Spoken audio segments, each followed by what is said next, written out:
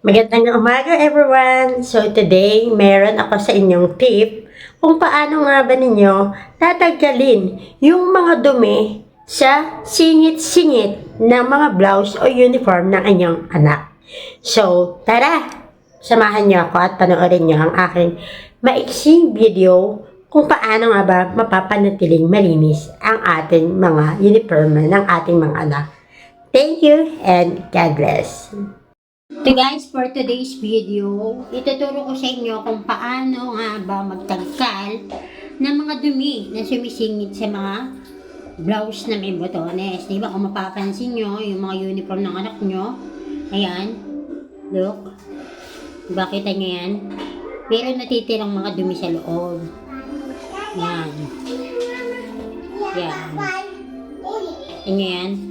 So ang gagawin natin, para mataggal yung mga yan, di ba? Ang iba, iniaan lang sa gripo, pero hindi naman natatagal. So, kumuha kayo ng cotton buds. So,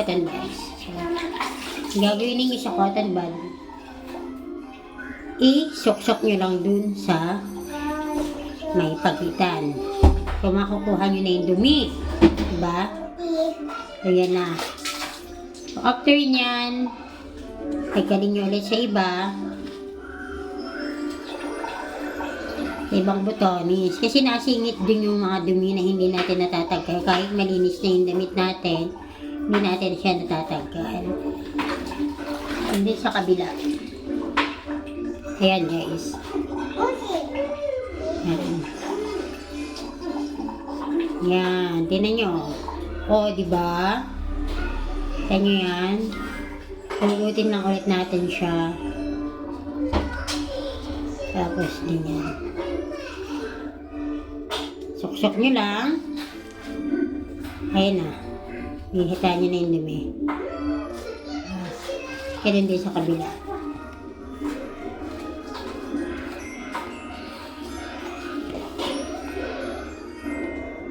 Diba? Solve na agad yung problema ninyo. Lalaki na yung dumi, oh. Tingnan nyo, papakita ko sa inyo. Ayan na siya.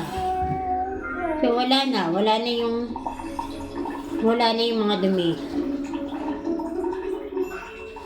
Ayan siya, wala na yung mga dumi. So, dito naman, sa parting dulo, kaya na siyang mataggal. Kahit ganyanin nyo na lang siya. Diba? So, yun lang. And thank you for watching. Sana may natutunan kayo, no?